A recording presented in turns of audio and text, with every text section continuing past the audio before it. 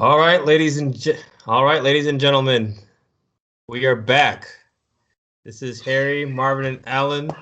We are signed in with the Marston Brothers podcast. Today is December 3rd, and we are excited today because we are going to be talking about current events. We'll be talking about life, and then we'll also be doing a little bit of an interview about myself. So, Wait, first wait, off, wait, wait, wait, wait, wait.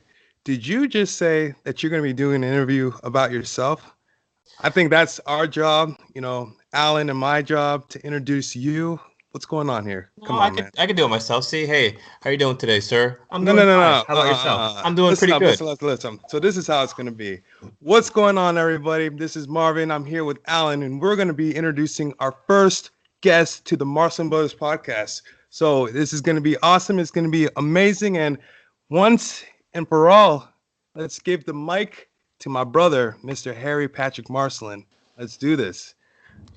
All right. So before we do the actual interview, one of the things that we were thinking about with regards to the way that we're going to set up the podcast is every episode we're going to talk about current events. So we're going to discuss what are some of the highlights that had gone on during that week. And then we're also going to do a little bit of a synopsis on each of our lives. So why don't we start off with you, Marvin? Why don't you name one of the current events that you want the audience to remember when it comes to looking back at this podcast on December 3rd?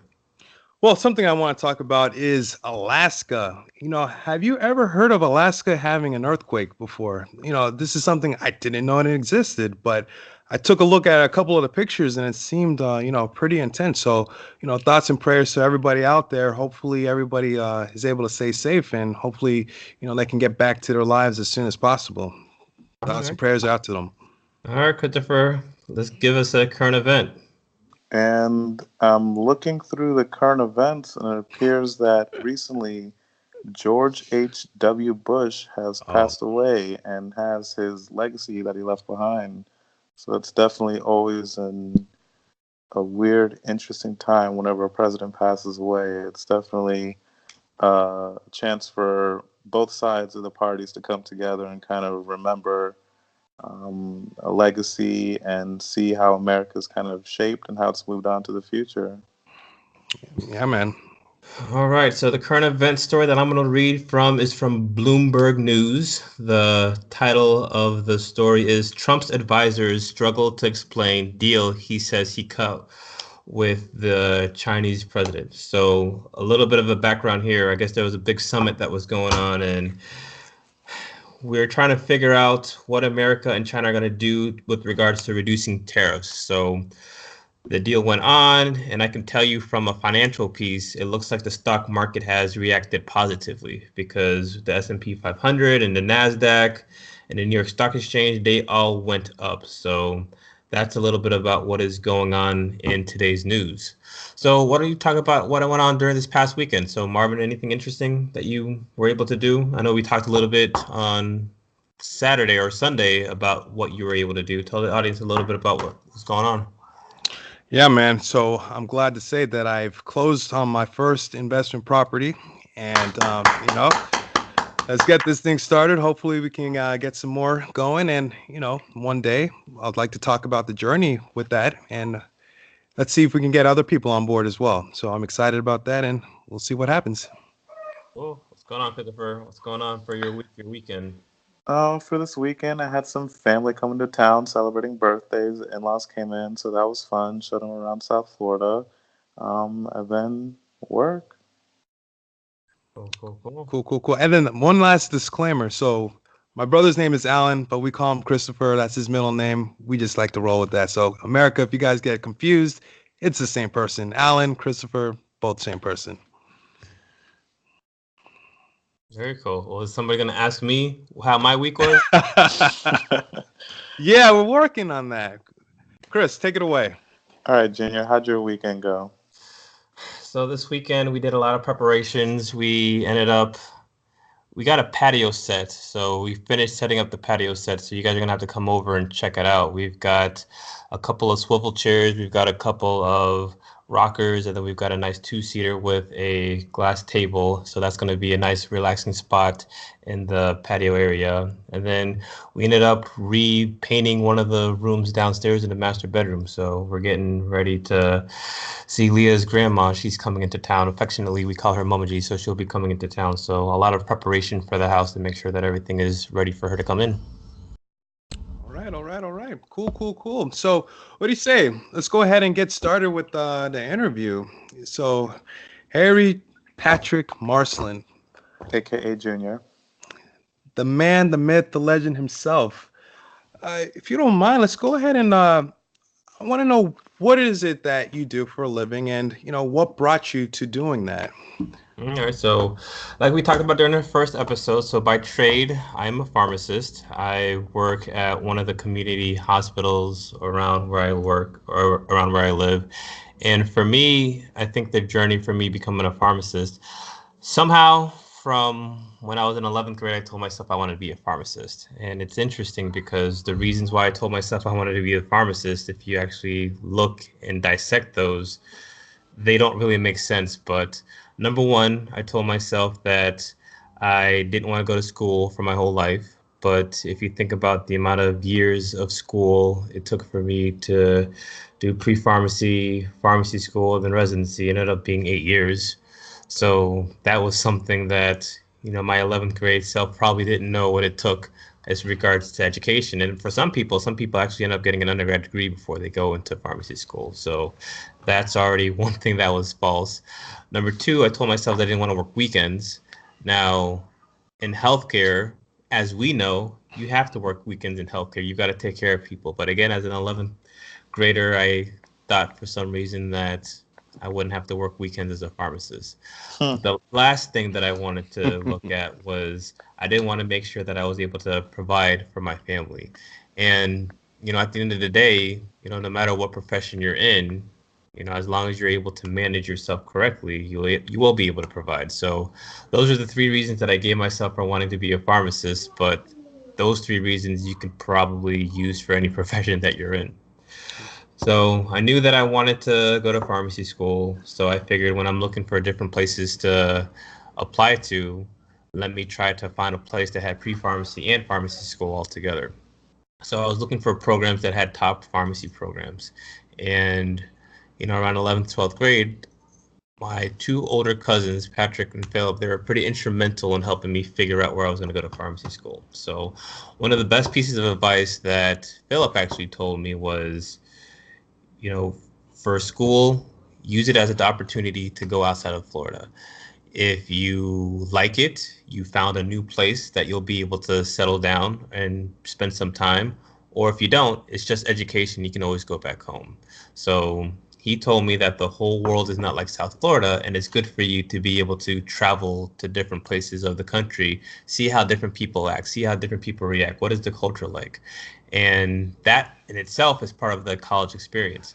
So that was one of the big things that I was looking at when I was going to school, is perhaps let me look out of state. So Patrick is the oldest cousin out of all of us. He actually lives out of state in North Carolina. So when we were talking about what I wanted to do, we realized I wanted to do pharmacy. He said, "Oh yeah, you should check out, University of North Carolina, Chapel Hill. In Chapel Hill, there's the Research Triangle Park. It's pretty pharmacy friendly. So, whenever I drive around there, it's pretty cool. So you go ahead and check it out." So again, blindly, I didn't know much about the school. I look it up. Hey, it's a pretty good pharmacy school program. So let me go apply as an out-of-stater, see what happens. And if I'm able to get in, maybe that's a good opportunity for me to be able to stick around. So do my 2 years pre-pharmacy, get accepted to UNC Chapel Hill. So 2 years pre-pharmacy, 4 years pharmacy school. And that journey was pretty terrific because everything that both of my cousins said were true. Being able to step outside of South Florida and live in a place like North Carolina for 6 years was pretty interesting because of the fact that it is a different culture. It's interesting when people look at you in the eye and they say good morning and they say hello and nothing's really wrong. And that's that whole Southern hospitality thing that I got to experience when I was in North Carolina. So that was one of the things that was really cool. The school is an excellent school. I can't brag about it enough. The academics, the sports is awesome. So for me, it was just an opportunity just to get out of South Florida and just to be able to live a little bit. So did the 2 years pre-pharmacy, applied to pharmacy schools, was lucky by the grace of God that I was able to get accepted. So in my third year of actual school is when I started pharmacy school. So I did 4 years of pharmacy school. So I finished up with a PharmD with 6 years of training, which was cool. So is that a normal thing? That sounds like something special. Do they still offer that today? The way that pharmacy is set up, it's one of the few doctorate programs where it's not required for you to have an undergraduate degree before you get into the pharmacy school itself.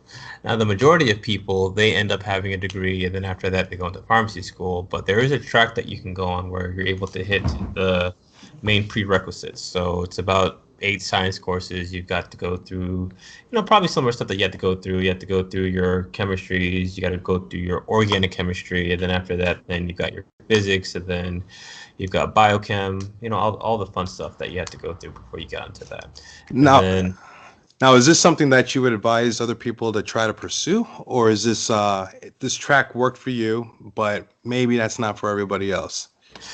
For me, I was pretty motivated that I didn't want to go to school and pay for 2 years when I didn't need it or it wasn't going to do anything different for me. So if I'm able to get into pharmacy school after 2 years versus four, why pay the extra 2 years? I'm out of state, so that saves me 2 years of out-of-state tuition. Now, the caveat to that is, at the time, you're in your third year and something doesn't work out right, you don't have anything to show for it. So it's one of those catch-22s. But at least at UNC Chapel Hill, during your fifth year of total school, which would be year 3 of pharmacy school, they do give you a bachelor degree in pharmaceutical sciences. So that was something that was nice because I was able to get a degree just in case anything didn't happen or anything happened, I would still have a bachelor's degree even though I didn't finish pharmacy school. So that was pretty interesting. So do that. After that, then I'd figure out what am I going to do next with my life. So trying to figure out what route I wanted to go to. And for me, pharmacy administration was always something that was interesting to me because it was an opportunity for me to be able to bring different groups together, to be able to make something work. I remember in pharmacy school, one of the activities that I enjoyed the most was the extracurricular activities. So student body, the different organizations. I was involved in the pharmaceutical fraternity Kappa Psi. I was involved with doing a lot of giving back in the community. So that is what I enjoyed the most when it came to going to school. So I tried to find a way for me to be able to have that same type of environment, but have that as a career.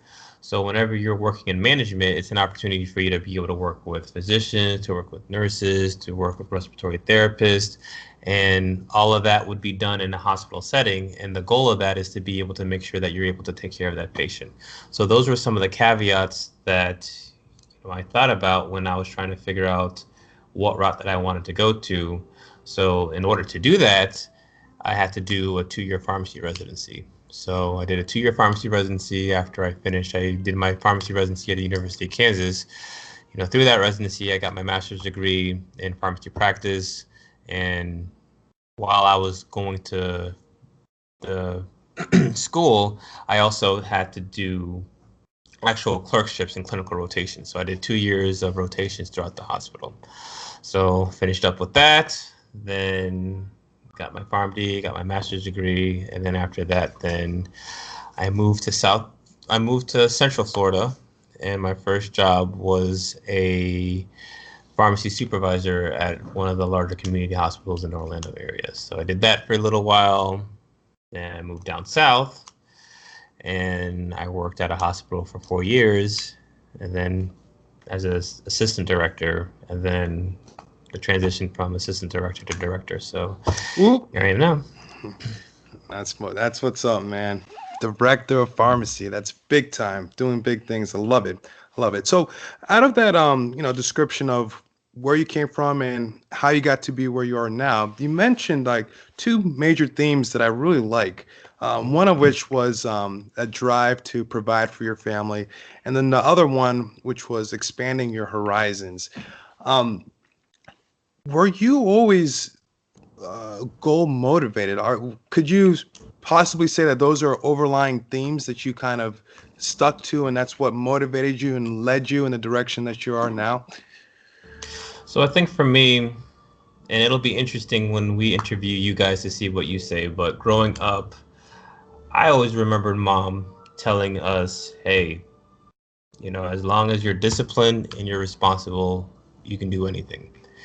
And I definitely was not the smartest kid, but I think when it came to working hard and having work ethic, I think that's something that definitely motivated me to make something of me.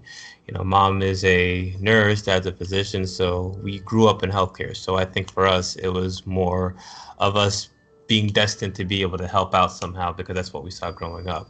So I think I remember going home after football practice, and then after football practice, having to do my homework with mom having to make sure that everything was done right, and then 8 o'clock, 8:15, we get about 15, 30 minutes to be able to watch some TV. We're in bed by around 8:30, 9 o'clock, and then doing that over and over and over again. So I think just the discipline that our parents instilled in us gave us that drive. And I think when you're growing up and all you see is your parents working hard, mom working overnight shifts, trying to make sure that she provided for us to be able to have the type of life that we had, it's infectious, and that's all you know. So I think that is definitely one thing that ended up driving me, is to see how hard they worked for us, and in turn, me wanting to work hard for a future self, not really knowing what that'll be. I mean, now, as I can see now, it's for Leah and Ophelia, but growing up, it was always, I'm working hard to get to a certain point, and I didn't know what that point was, but I knew that I wanted to be in a certain environment, in a certain situation, at a certain time of my life. So I think that's one of the biggest things that drove me in the past is, I'm trying to be a provider. I want to make sure that I'm able to take care of my future family. I need to make sure that I'm able to set it up so that I can have a good quality life, because I don't know if about you, but I remember Friday night there was always a party. Saturday there was always a party, and everybody would always say, "Oh yeah, you're gonna miss this party. You're gonna always miss this party." But there's always the next party. There's always the next and greatest thing. But the way that I look at it now, later on, 5 years from now, those few years of me investing in school, and I see the lifestyle that I'm in, and I'm thinking of the people who are partying, who are going crazy, and I see where they are. The hard work definitely paid off towards the end. So those were some of the things that I was looking at myself when it came to what drove me. It's for my future self. Interesting. So, so now that you're kind of, it seems like you have the dream job, the perfect job, and kind of you checked off all the boxes on what you plan to accomplish. Kind of, what's next? What else do you have in mind? What else do you have in store? I think for me personally, it's you work so hard to get to a certain point. Once you get to that point, it's you think about it for a bit, because for me, 24 years of my life I was working towards becoming a pharmacist, and then once I became a pharmacist at the end of 24, I was like, well, okay, let me do more training through residency. So now I'm 26, and now it's like, well, what next? So I think And I think it's so. Do you guys remember the Dave Chappelle show where you had the different phases of Dave? You had Dave Chappelle at the age of 18, Dave Chappelle at the age of 25, and then Dave Chappelle in his 30s. I kind of feel like I'm at the point now where I'm Dave Chappelle in my 30s. Where so for you guys who don't know the skit, so Dave at 18, he's into cars, he's into sneakers, he's trying to figure out who he is as an individual. And then Dave at like 23, 24, he's in college. He's, learning about himself as an individual. He's, cool into the club game and stuff like that. And then Dave, in his 30s, he's, slowed down a little bit. He's established. He's got a family, and he's thinking about trying to take care of himself. So for me, I would say that I'm probably Dave Chappelle in my 30s right now, and it's more of, what is next. So it's the memories. It's being able to provide for my family. It's being able to make sure that I have a legacy that is able to live on after me. So it's who can I help? What can I do to enjoy the hard work that I've been able to, by the grace of God, been able to get to. So for me, those are the things that I'm looking towards. That's amazing, man. That's amazing. So it seems like if I were to be able to cap all this together, like the major themes that we're getting from this episode, and I think everybody else who's tuning in, I think you all could relate to this. Providing is a major theme, expanding your horizons, pushing the envelope, so to speak, and then delayed gratification. I think if you can manage those things and then tie it all together, you can be successful in anything, pretty much anything that you put your mind to. So I don't know. What do you think, Chris? Any major themes that you want to touch upon or anything like that? I mean, we definitely hit the nail on the head. It's just as far as the journey and what he accomplished. And I mean, it's definitely, I love the example of Dave Chappelle, especially you guys have to watch that skit. It fits Yeah, perfectly. yeah. I definitely can relate to that and understand that. Yeah, man. So, Junior, Harry, Patrick, Marcelin, whatever you want to call him, that was an awesome interview, and I hope to see more people, with the same passion, energy, giving their story, and hopefully we can bring more people on this podcast, and hopefully a lot of people are interested and want to continue to tune in and just to learn. And if not, this is for us. We can always go back and listen to these and just see where we are in this point in time in our life. So all in all, I think that this is a win-win-win situation. Any last thoughts? Well, I know I'm going to be looking forward to talking to the both of you guys and to ask some of these similar questions and to see how these answers may be similar and how they're going to be different. But I think it's really cool for these first 3 episodes. Each of us get to interview each other. It gives the audience an opportunity to be able to get to know us a little bit more so that the audience understands where we're coming from when we do bring on new guests, when we do talk about future episodes and things to come up with. Again, I want the world to know who we are, and I really think that a lot of what our story is can resonate with a lot of people. So I'm definitely looking forward to interviewing the both of you guys on future episodes, and I'm also looking forward to seeing how we all change as we continue these episodes because, me at this stage in my life right now, 34, going to be turning 35 soon. This is just, not even a third of my life. So I'm very interested just seeing within the next couple of years how that's going to change. Awesome. Ditto. So I don't know if we ever have done this. How do we sign ourselves out? Chris, you want to take the lead? No, I never even actually thought about that. I mean, the only thing I could think of is ACM signing out, but we can do better than that. We can do better than that. All right, cool. So I'm Marvin. You are? I'm Alan. And then we got the last but not the least. Hello, my name is Harry. We're signing out. This is the Marcelin Brothers podcast. Let's keep it going, baby. All right, so I got to press this stop recording button right here, right? Is that how it works? Yeah.